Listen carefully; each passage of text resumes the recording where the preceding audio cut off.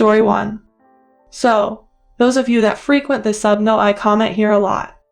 This will be my first, and likely only, post. For those that know me well, you'll also know I had a fast, easy, and amicable divorce, despite my ex cheating on me. I've never sought revenge, and never plan to. I promise to never badmouth him, never did, and still haven't. I never will. Many people on here love to ask if they should seek revenge, or how they can get back at a cheating spouse. My response, and many others' response, is always just to move forward and live the best life you can. Well, this is a story about how I did just that, and that was truly the best revenge I could get.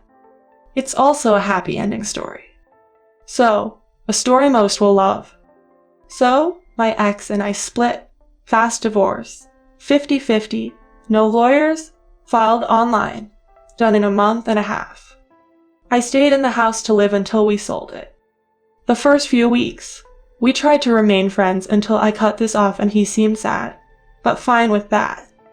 We remained on good terms, just not trying to be friends. The first sign of slight trouble came before we filed when he got a bit threatening about what I would and wouldn't get, but backed off when I reminded him we just both wanted to get it done.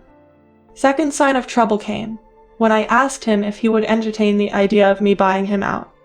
He said he would, but then proceeded to be a huge dick during the conversation, once again threatening me. This time by telling me he would sell the house without my permission since he's the only one on the title, despite us being in a community property state, and it being purchased during the marriage. He told me he didn't need my cooperation, so I told him he wouldn't get much of it when it came to showings. Still, I allowed the house to be shown, just not as often as he would have liked. The price had to be dropped. When we got an offer, he wanted me to take it, so bad he offered me more money than he would get, and some concessions as well. I didn't really even talk during this conversation. He just kept offering crap, so I took it. I won't list them all, but I accepted. He thanked me and our relationship was still cordial. Here's where it finally comes to an end. The day before the final walkthrough, I get the escrow breakdown that I'm supposed to sign off on. Lo and behold, the agreed upon amount that I was supposed to get wasn't correct. I tell the title company it's incorrect. She tells me she'll reach out to the ex and get back to me. She does and tells me nope, he says it's correct. So, I text ex, tell him sale is dead, cancel the walkthrough. He panics trying to get me on the phone. I refuse to answer. I finally do recording the call. Of course, one party permission, and he tells me he doesn't think it's fair I get more money than him. I told him IDC about fair, it's the deal he made. He tells me he can't just evict me. I tell him to do it and FK off and hung up. He panics and calls me back. Lots of back and forth for him to beg, and plead for me not to kill the deal, and says he already emailed telling them to fix it. Here's the thing though, I told him too late. That deal is no longer valid, and it expired when he tried to stab me in the back and missed. See, he was expecting that the walkthrough would have already happened. I'd have no leverage, and be FK'd. He swore that wasn't true. In typical lying, cheating, manipulator fashion, he pushed his luck one too many times, and thought I would fall for his sob story about being so sorry, and forgive him and just proceed. So, what did I do? I made him pay. All night I let him think the deal was dead so he wouldn't sleep, and the next morning, just hours before the walkthrough, I told him that if he wanted the deal to go through he would pay me extra, and never f-king contact me again. So, the penalty? 5 times the amount he tried to take from me. If he just would have signed the deal he made, he'd have a lot more money right now. What was supposed to be a 50-50 split on the proceeds of the house ended up being 62-38, all because he wanted to be a dick to me. The lesson here? He got revenge on himself and I got justice. I was more than happy to walk away with 50-50, but he f-k'd me over so many times, and this was the last time.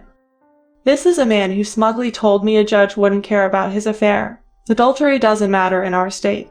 I would never get alimony, and he could evict me. Well, while he danced on the 50-yard line, I got the TD. Everything was completed today. All done. I knew karma would catch up to him, but didn't expect it to be so fast. This was death by 1,000 stupid decisions. I got a lot more money out of him after our divorce was finalized, all due to his own hubris and ego. I got more money from the sale of the house than I would have had it sold for the original price. He would have been better off letting me buy him out.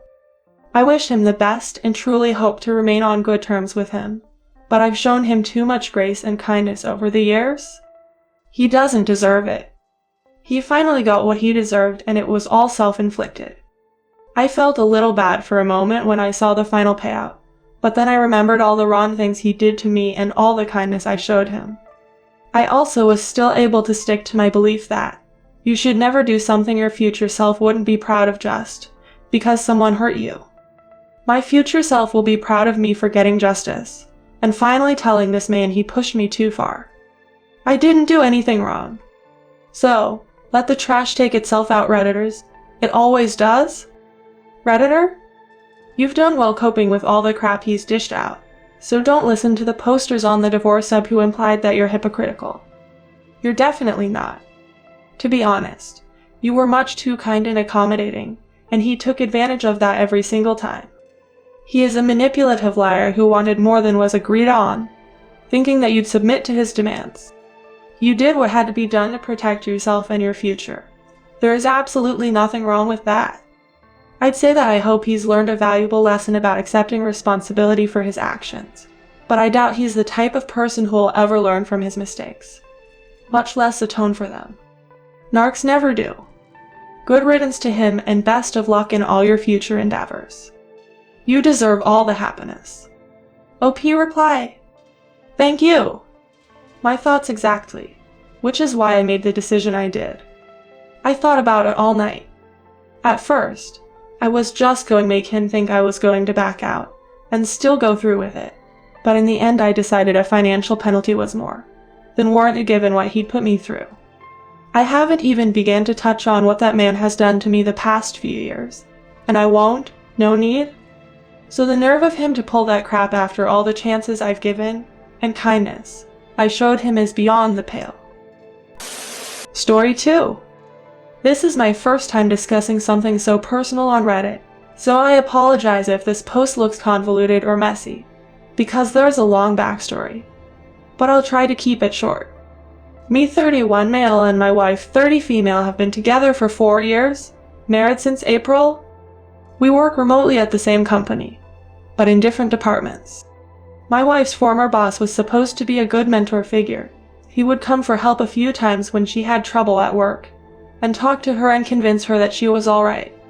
I never thought much of it, and the communication seemed occasional and professional. Fast forward to the summer, we kept the same job but moved to a different country with a different language.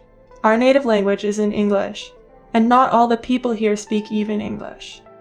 My wife is outgoing and she started struggling here because of long hours and crunch time, but also because she'd have trouble going to the store and communicating easily without my help. Her English is pretty shaky, but mine seems good enough to communicate with people here. She started feeling colder and more distant, always at work for 12 hours a day or just laying down with her phone, sometimes staying in weeks at a time. I could barely pull her outside. I confronted her about this and asked if there was something we could do to work on this situation. She asked for more me time to sort herself out and just give her space, which I did while also taking more on chores, relieving her of most home duties. At the end of summer, her boss was fired from the company. When she found out, she rushed to call him through our work messenger on a Friday night, when we usually grab a pizza and watch a movie, and spent a few good hours crying and discussing this with him, while I was left alone angry about this whole thing ruining our plans. I brought this up, and she apologized, but I felt like it wasn't sincere.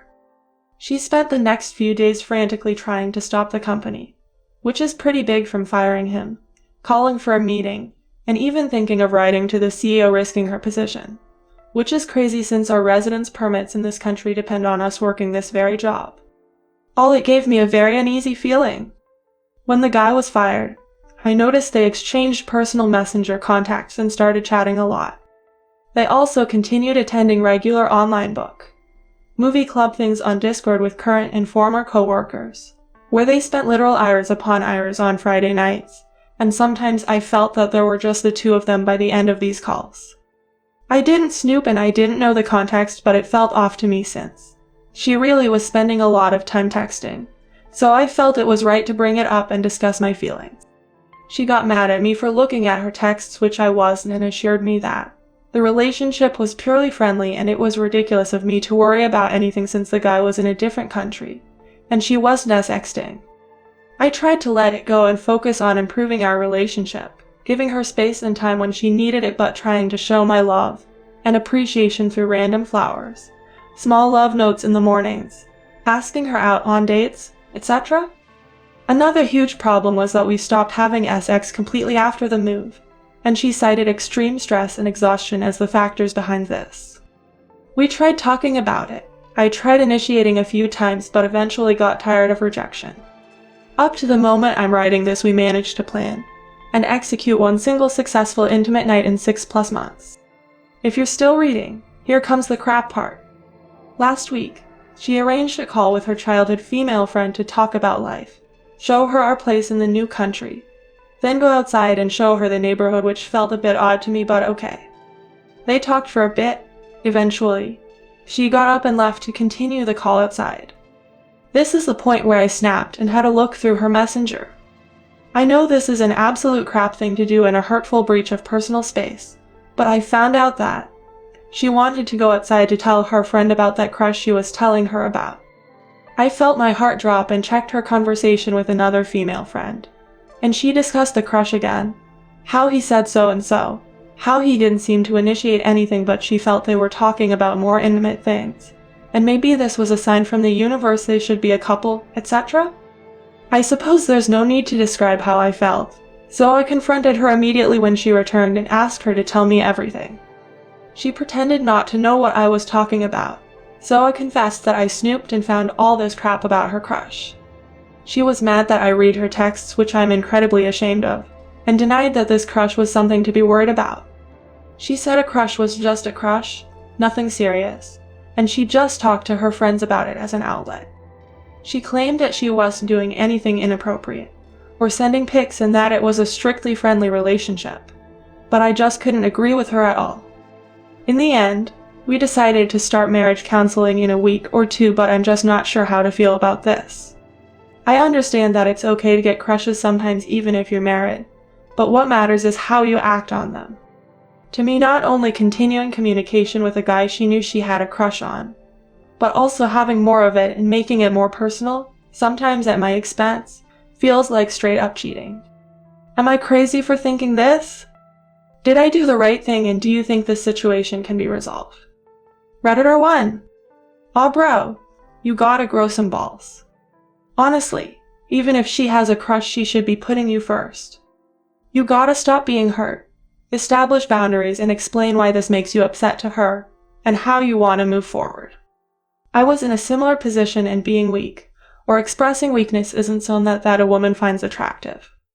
Redditor 2. This whole thing about invasion of privacy, when reading a spouse's text, is just a gaslighting technique that cheaters use to hide in plain sight.